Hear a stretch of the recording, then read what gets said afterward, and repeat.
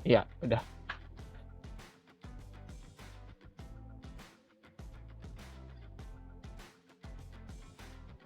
Assalamualaikum warahmatullahi wabarakatuh.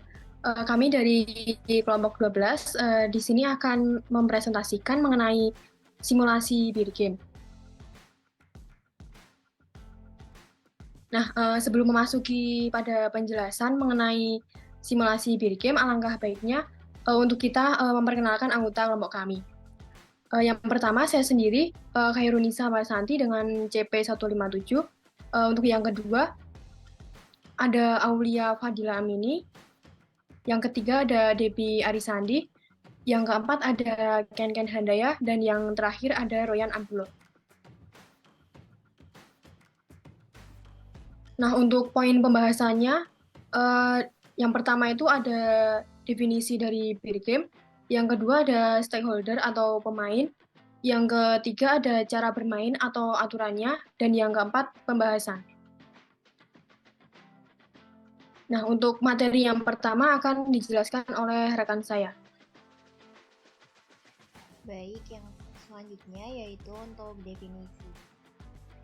Definisi dari beer game sendiri ini, beer game merupakan suatu permainan simulasi yang diciptakan oleh sekelompok profesor pada pendidikan manajemen MIT Lyon di awal 1960-an untuk mempertunjukkan sejumlah prinsip-prinsip kunci dari manajemen rantai persediaan atau supply chain management yang bertujuan untuk meminimalisasi total cost. Selanjutnya untuk stakeholder atau pemain. Stakeholder itu adalah materi semua pihak dalam masyarakat termasuk individu atau kelompok yang memiliki kepentingan atau peran dalam suatu perusahaan atau organisasi yang saling berhubungan dan terikat.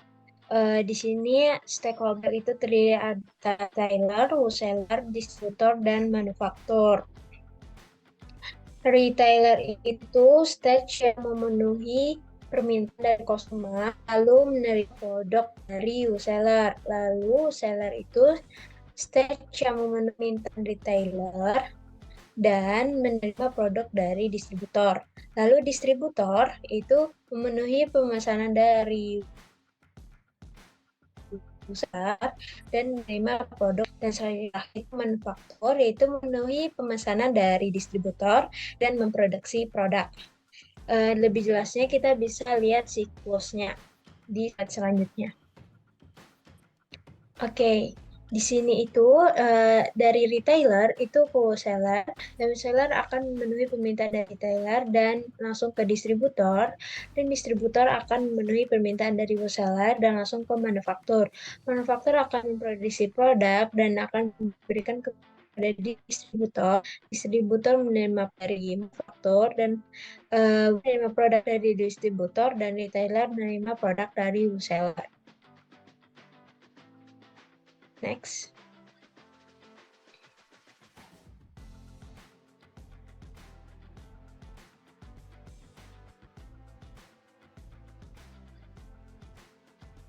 Selanjutnya mengenai cara bermain dan aturan.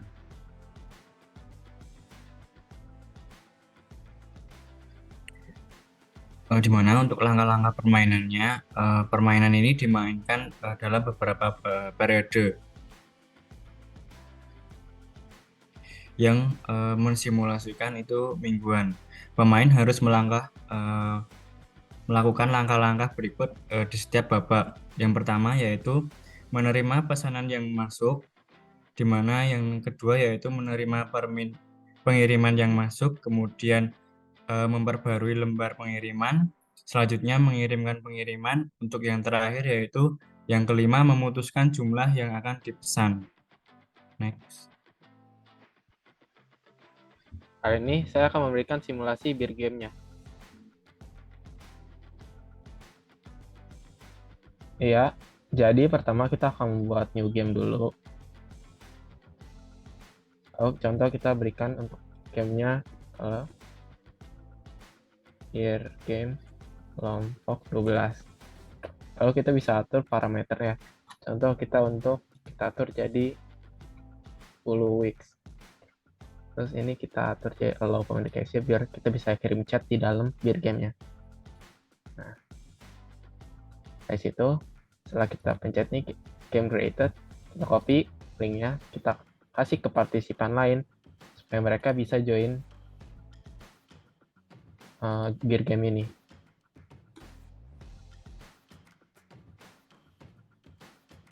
Lalu kita pilih berdasarkan job desk-nya. Nah, saya retailer, jadi saya pilih retailer.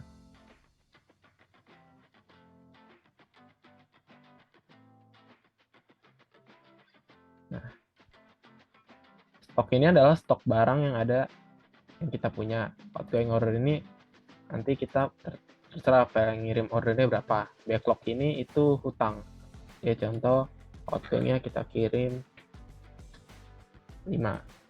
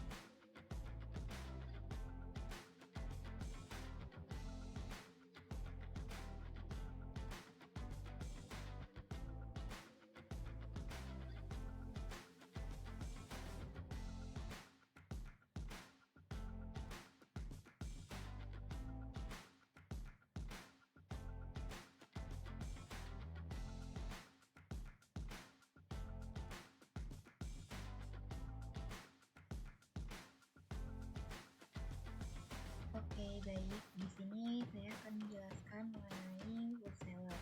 Di mana telah dijelaskan pada slide sebelumnya bahwa wholesaler itu merupakan stage yang memenuhi permintaan dari retailer.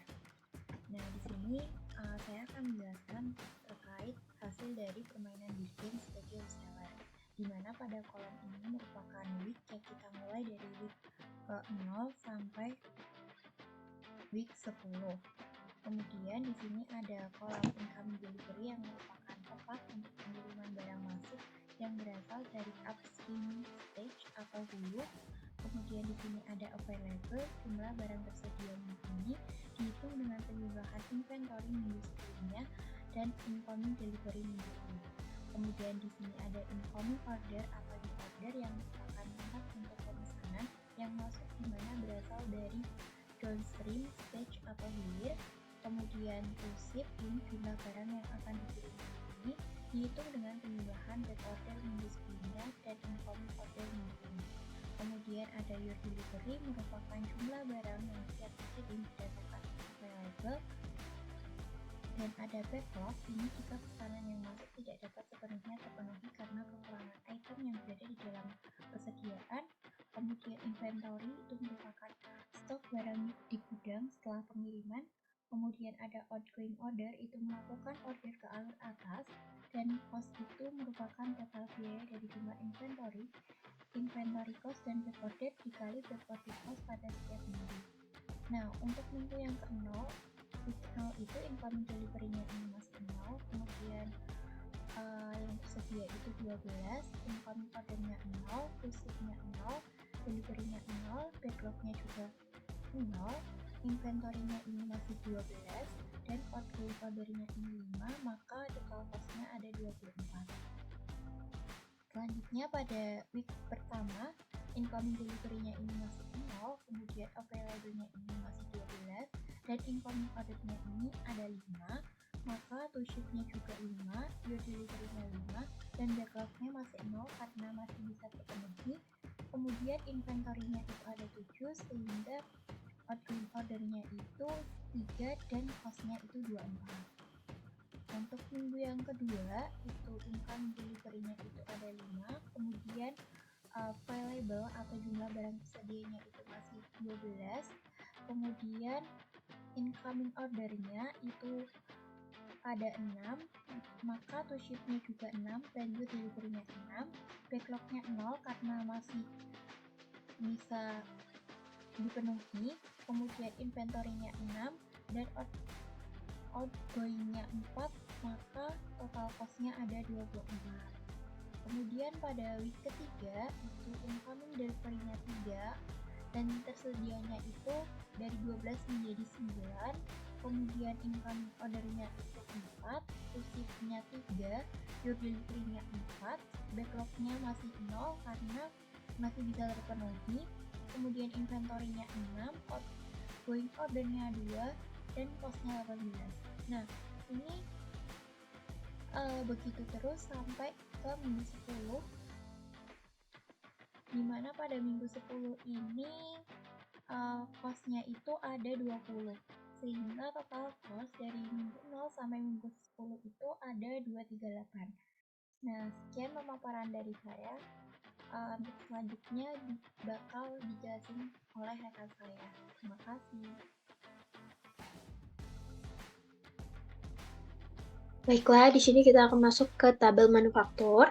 Baiklah, saya akan jelaskan dari week 0, yaitu week 0 kita ada incoming delivery-nya masih 0, available-nya ada 12, incoming order-nya 0, to ship-nya 0 karena belum ada incoming order, lalu your delivery-nya tetap 0 karena to ship-nya 0, lalu backlog 0, dan inventory-nya masih utuh 12, dan outgoing kita pesan lagi itu 10, dan total cost pada minggu 0, week ke 0 itu adalah $24. Lalu lanjut ke week pertama, itu incoming ordernya masih 0, dan available-nya itu masih utuh 12, lalu kita baru mendapatkan incoming order 5, lalu kita to ship kan 5, delivery-nya 5, backlog-nya 0 karena masih ada stok, lalu inventory-nya tinggal 7, terus kita pesan lagi di outgoing order jadi 6, dan cost pada minggu pertama itu adalah $14. Lalu pada minggu kedua itu incoming order delivery-nya itu masih 0, dan available-nya itu 7, incoming order-nya 6, to ship-nya 6, your delivery-nya 6, backlog-nya masih 0 karena stok masih memenuhi, dan inventory-nya sisa 1, outgoing order kita pesan lagi 8, dan total cost-nya itu $2. Lalu pada minggu ketiga, itu udah masuk outgoing order yang kita pesan pada week 0 di incoming delivery, yaitu berjumlah 10 stok, dan di available bertambah menjadi 11 stok, lalu datang incoming orders sebanyak 3, kita lalu to shipkan 3, your delivery-nya 3, lalu backlog-nya tetap 0 karena stok masih memenuhi, dan inventory-nya sisa 8, dan kita pesan lagi menjadi 6, dan cost-nya itu $16. Begitupun seterusnya hingga week 10. Pada week 10, incoming delivery-nya sudah datang 10 lagi, dan available-nya menjadi 44 stok, dan incoming order kita mendapatkan 8, lalu kita to shipkan 8, your delivery-nya 8, backlog-nya masih 0 karena masih banyak stok, dan inventory-nya sisa 36, lalu kita pesan lagi di outgoing order-nya 5, dan total cost pada minggu ke-10 atau minggu terakhirnya $72. Jadi, keseluruhan dari week 0 hingga week 10, total cost yang kita dapatkan yaitu $384 di bidang manufaktur. Baik, di sini saya akan mencoba menjelaskan mengenai tabel yang berada di distributor. Untuk minggu 0, week 0 yaitu incoming delivery masih 0, kemudian available-nya 12, kemudian incoming order atau new order yang itu masih 0, to ship-nya 0, your delivery 0, untuk backlog-nya 0. Kemudian untuk inventory-nya masih utuh 12. Kemudian untuk outgoing order, melakukan order ke arus kas itu sebanyak 5. Kemudian untuk cost-nya sebesar 24. Kemudian untuk minggu ke-1 untuk incoming delivery-nya itu 0, available 12 masih utuh, kemudian incoming order-nya atau in order-nya itu ada 3, kemudian to ship ya sama yaitu 3 karena incoming order-nya 3, kemudian your delivery 3, kemudian backlog-nya 0 karena untuk pesanan yang terpenuhi masih tersedia, kemudian untuk inventory-nya untuk 9 dikarenakan sudah berkurang, your delivery-nya itu sebesar 3, kemudian untuk outgoing order-nya itu 5. Kemudian untuk week kedua yaitu incoming delivery-nya itu 5, melakukan pengiriman barang yang masuk berasal dari upstream stack atau hulunya itu sebesar 5, kemudian available-nya itu 14.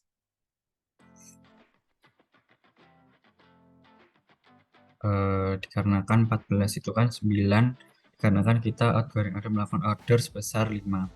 Kemudian incoming order atau new order-nya itu sebanyak 5, to ship-nya itu 5 karena incoming order-nya itu 5, kemudian your delivery 3, kemudian backlog-nya masih kosong, kemudian inventory-nya 9, kemudian outgoing order-nya itu sebesar 6.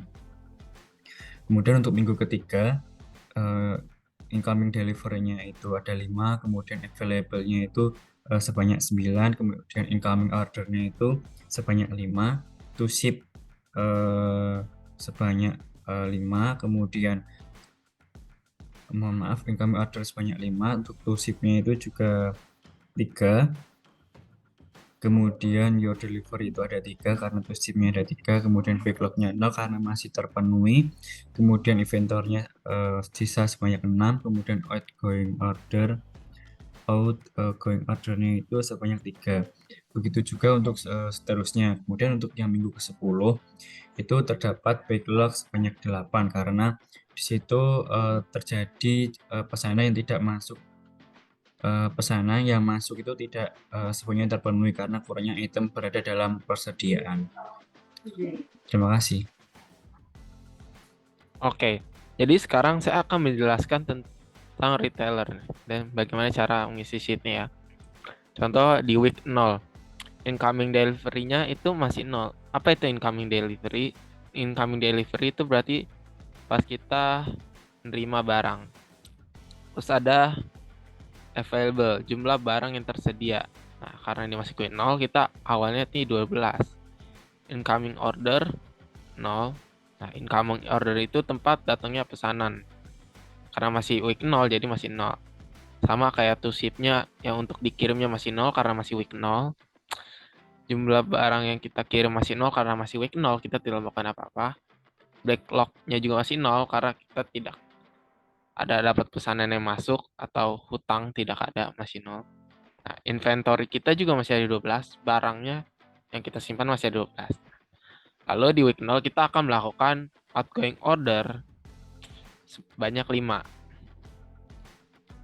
Nah, setelah kita melakukan outgoing order, di week ke-1 incoming delivery-nya masih 0, kita tidak menerima. Jumlahnya juga masih sama. Nah, tapi di week 1 kita dapat order di 4. Maka yang akan kita kirim 4, yang sudah kita kirim 4, hutangnya 0 karena 12 dikurang 4 dapatnya 8. Jadi masih ada di inventory-nya 8, jadi nggak mungkin ada backlog-nya. Nah, di week kedua kita kirimnya 6.